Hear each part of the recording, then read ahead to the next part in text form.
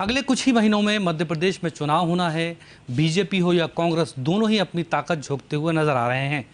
खासतौर पर बात बीजेपी कर ली जाए तो बीजेपी 5 जगहों से, या कहें कि पूरे मध्य प्रदेश से जो है कोशिश कर रही है कि माहौल अपने पक्ष में बनाया जाए। इस बार 5 रथ निकाले गए हैं जन आशीर्वाद यात्रा के, और हमने देखा कि बड़े बड़े नेताओं ने जो है उसका शुभारंभ किया। कोशिश यही है कि कैसे न कैसे करके सरकार को बनाए रखा जाए। हमारे साथ इस समय देवनी के पूर्व विधायक गिरिराज दंडोतिया जी हैं, और ख़ासतौर पर ऊर्जा विकास निगम के वो अध्यक्ष भी हैं। सर, सबसे पहले तो स्वागत है आपका। नमस्कार साहब। बहुत चुनाव सर पर है, और जाहिर सी बात है कि 2018 में आप चुनाव जीते, और बाई इलेक्शन में थोड़ा सा हार्ड लग रहा आपका। क्या तैयारी है इस बार, और उम्मीद भी जताई जा रही है कि जो दूसरी सूची आएगी उसमें आपका नाम हो सकता है? भारतीय जनता पार्टी की हमेशा तैयारी रहती है, और चुनाव के लिए भारतीय जनता पार्टी का कार्यकर्ता अपने पूरी निष्ठा के साथ हमेशा मैदान में तैयार रहता है। भारतीय जनता पार्टी की पूरी तैयारी है। मध्य प्रदेश में हम 150 सीटों से पार लाएंगे, ऊपर लाएंगे। और भारतीय जनता पार्टी के द्वारा जो हमारे क्षेत्रों में, मध्य प्रदेश में जो विकास कार्य किए गए हैं, उनकी दम पर, लोगों की, जनता की सेवा की दम पर, और संगठन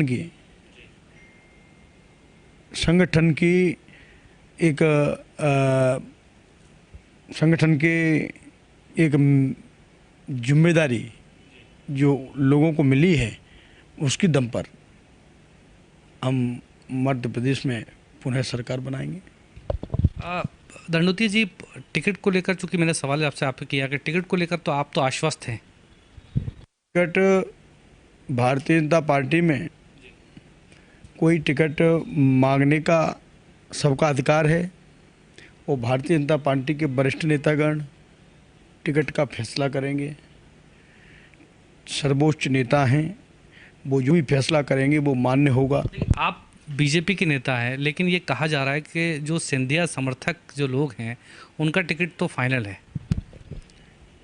अब जो भी आदेश मैंने बोल दिया, जो भारतीय जनता पार्टी का शीर्ष नेतृत्व जो भी फैसला करेगा वो हमें मान्य है। अब हम कांग्रेस के नहीं, अब हम भारतीय जनता पार्टी के कार्यकर्ता हैं। आपकी तैयारी दिमनी में कैसी है? मैं तो 20 वर्ष हो गए दिमनी क्षेत्र में। पहले दिमनी हमारी ऐसी सीट थी, और एससी से सामान्य हुई। पहली बार मैं 2008 में चुनाव लड़ा, वहाँ से 22 वोटों से पीछे रह गया। लेकिन मैंने चुनाव लड़ा, और उससे पहले से भी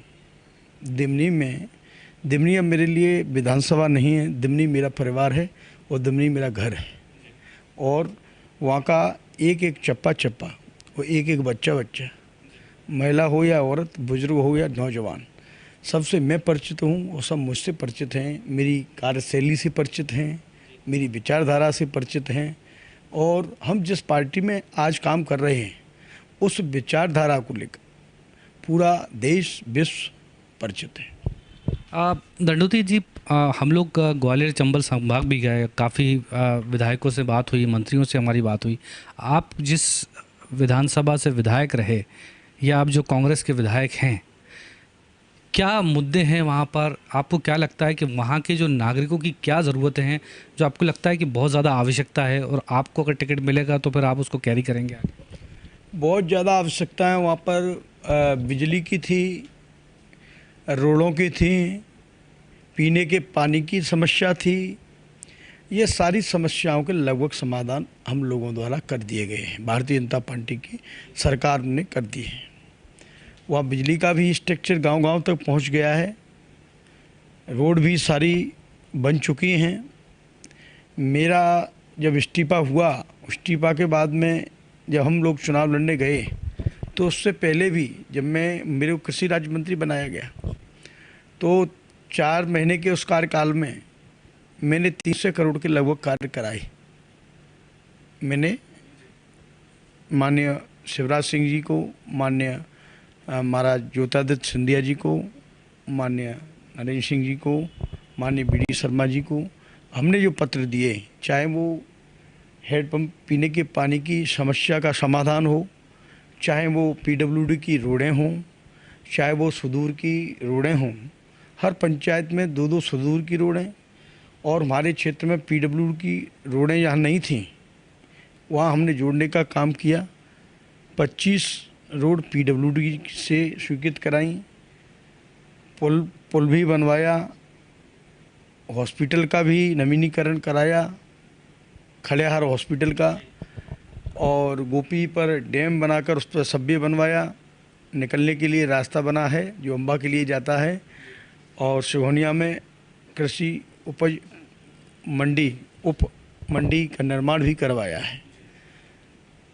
और मेरे क्षेत्र में ये जो कुछ भी हुआ ये बीजेपी में आने के बाद हुआ है। हाँ, बीजेपी में आने के बाद हुआ, और हम लोग विधायक बने जब से ही प्रयासरत थे। 15 महीने तो कमलनाथ जी के साथ भी आप लोग रहे, और कहा जा रहा था कि एक बड़ा रेवोल्यूशन लेकर वो आने की कोशिश कर रहे हैं। 15 महीने में जो काम किए, अगर पूरे समय तक सरकार चलती तो और अच्छे से काम हो पाता। अगर मैं तो भगवान का शुक्रिया करता हूँ, मैंने वो 15 महीने के दिन देखे हैं।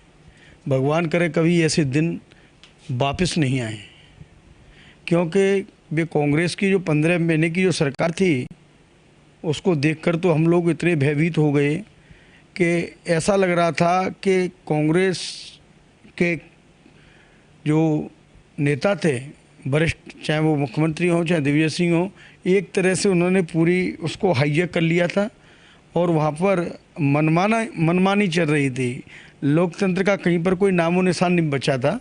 वहाँ पर जिसको अपने लड़के को मंत्री बनाना है कैबिनेट में, अपने भतीजे को कैबिनेट में मंत्री बनाना है, छिंदवाड़ा का सिर्फ विकास करना है, लड़कों की हमको उनका कद बढ़ाना है।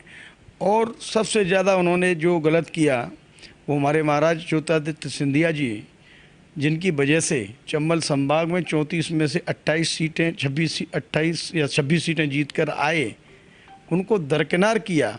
और उनको दरकिनार करते हुए उनके जो विधायक थे समर्थक, और उनके भी कार्य नहीं किए गए, उनको भी परेशान किया गया, उनको भी कभी भी रिस्पॉन्स नहीं दिया गया, न मुख्यमंत्री द्वारा न उनके मंत्रियों द्वारा। ऐसी स्थिति में हम लोग बड़े परेशानी के समय से गुजरे, और गुजरे तो हमें ये महसूस हुआ कि ये सरकार निष्पक्ष काम नहीं कर रही है, ये सरकार भेदभाव कर रही है, द्वेषभाव कर रही है।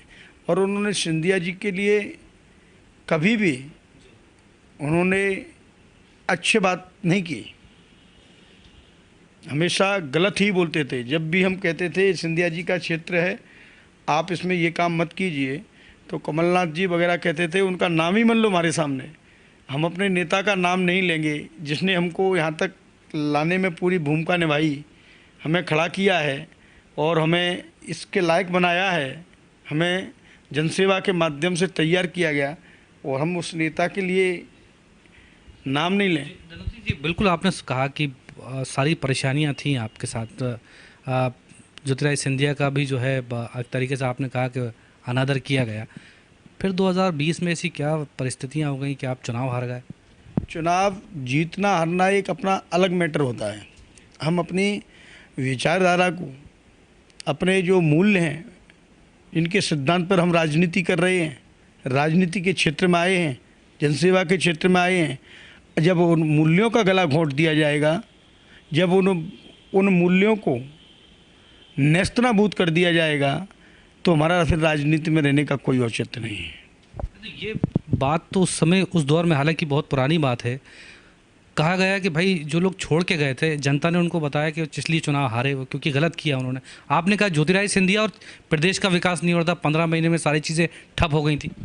कहीं मैंने बोल तो रहा हूँ 15 महीने में इतना बुरा हाल मैंने देखा है वो कभी नहीं हुआ होगा आज तक। एक मिनट, कभी ऐसा नहीं हुआ। और सबसे प्रमुख बात तो ये है जो आपने बोला चुनाव क्यों हार गए। चुनाव जब हम इस्तीफा देकर आए तो पार्टी तो हमने चेंज की, दूसरी पार्टी में आए महाराज सिंधिया जी के साथ भारतीय जनता पार्टी में, लेकिन प्रदेश की जनता ने ये समझा कि ये सरकार हटा दी, सरकार को इन्होंने गिरा दिया। वो जो मैसेज कांग्रेस ने दिया वो कन्वे कर गया, आपको ये लग रहा है? वो कोरोना का टाइम था, वो लोग इस बात को फैलाने लग गए और उस का थोड़ा बहुत जनता में रिजेक्शन हुआ, लेकिन आज वो लोग पश्चाताप कर रहे हैं कि हमने बहुत गलत कर दिया। ये सरकार अगर नहीं आती, महाराज सिंधिया जी अगर उस दिन रिजाइन नहीं करते कांग्रेस से और हम लोग रिजाइन नहीं करते और भारतीय जनता पार्टी की सरकार नहीं बनती मध्य प्रदेश के अंदर, तो वो समय तो इतना भयानक था कि उस समय में कांग्रेस अगर होती तो कोरोना का भयंकर काल आ गया था और मैं समझता हूँ मध्य प्रदेश काल के गाल में समा जाता। हम ये कांग्रेस के लोग, कांग्रेस की सरकार में बैठे हुए लोग, कांग्रेस के मुख्यमंत्री और ये नेतागण ये बचा नहीं पाते मध्य प्रदेश को। हम शुक्रगुजार हैं महाराज सिंधिया जी के कि उन्होंने एक अच्छा निर्णय लिया। इस निर्णय से मध्य प्रदेश कोरोना से भी, कोरोना काल में कोरोना से भी बचा। चाहे खाद्यान्न की बात हो, सरकार ने, हमारे मुख्यमंत्री माननीय शिवराज सिंह जी ने खाद्यान्न के लिए घर बैठे लोगों को अनाज पहुंचाने का काम किया, खाद्यान्न पहुंचाने का काम किया, फल सब्जी दवाई पहुंचाने का काम किया, डॉक्टर पहुंचाने का काम किया। उन्होंने ऐसा कोई भी एक भी मौका नहीं चूके जहां पर उन्होंने जनता की सेवा में खुद मैदान में कूद कर उन्होंने काम किया। तो ऐसी सरकार और ऐसे सरकार के मुख्यमंत्री, और उन्होंने कोरोना से भी बचाया। और जब से सरकार मध्य प्रदेश में आई है, आप समझते हैं किसानों की सम्मान निधि 6,000 रुपया वहाँ से मिलती थी, तो उन्होंने 4,000 रुपया और जोड़ी और 2,000 रुपया और जोड़ के अब 6,000 खुद कर दी और 12,000 रुपया किसानों को सम्मान निधि मिल रही है। 70 साल के इतिहास में कांग्रेस, वो तो कमलनाथ जी दिग्विजय सिंह की बैठक, वो तो कह रहा है कि साहब ये चुनाव से पहले लाडली बहना योजना हो, ये पैसे बढ़ाने की बात हो या दूसरे दीगर या पैसे स्कूटी ईवी देने की बात हो, ये तो चुनावी सारी घोषणाओं की बात कर रहे हैं कमलनाथ जी। तो ये योजना है, शासन की योजना है, चुनाव से पहले और पीछे क्या होती हैं, जनता को उसका लाभ नहीं मिल रहा है, वो मिलेगा नहीं। तुम्हारी तरह योजना बंद कर दी जाती हैं।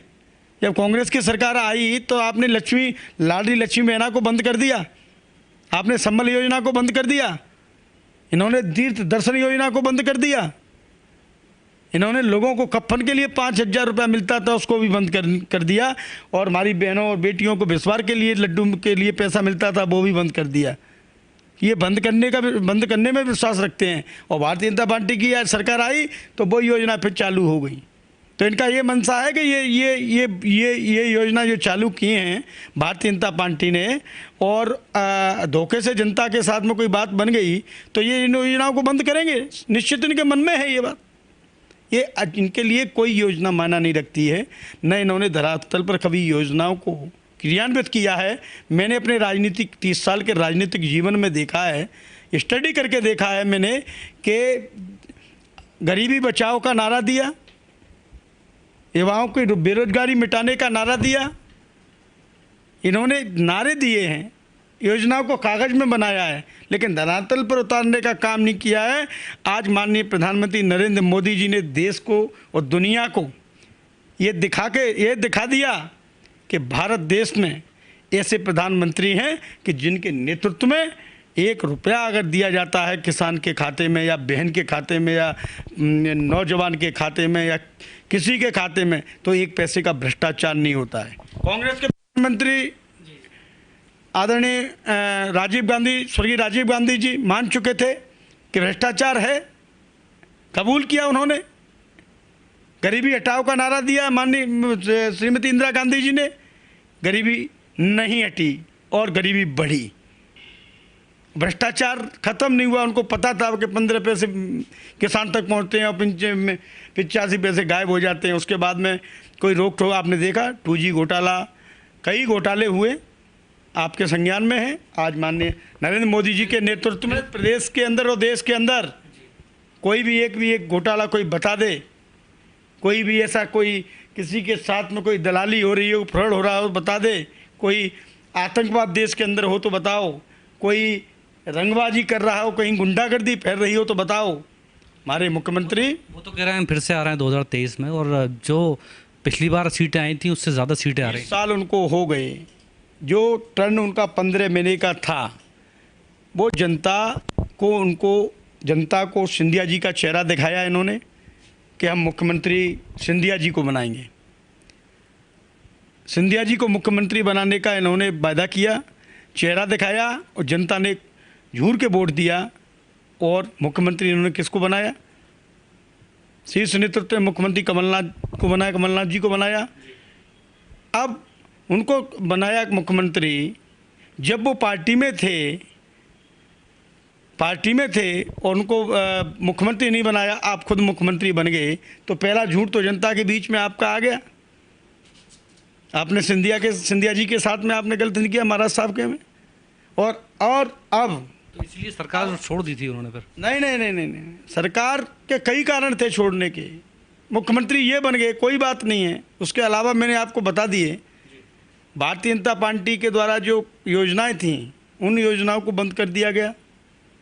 उसके अलावा विधायकों के साथ में, हमारे साथ में अन्याय हुआ। हमारे क्षेत्र के लिए, विकास के लिए कोई योजना नहीं, कोई फंडिंग नहीं।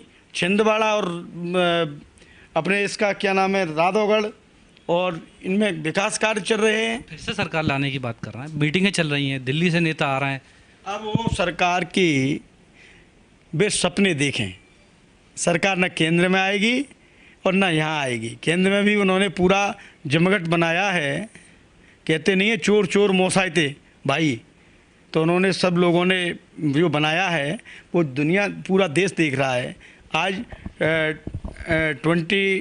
G20 में आपने देखा, पूरा विश्व का नेता, पूरा विश्व का राष्ट्राध्यक्ष और प्रधानमंत्री सारे आए। भारत की कितनी बड़ी मान और सम्मान मिला है भारत को, और कितनी योजनाएं, कितने हस्ताक्षर हुए हैं, और कितना देश आगे बढ़ रहा है।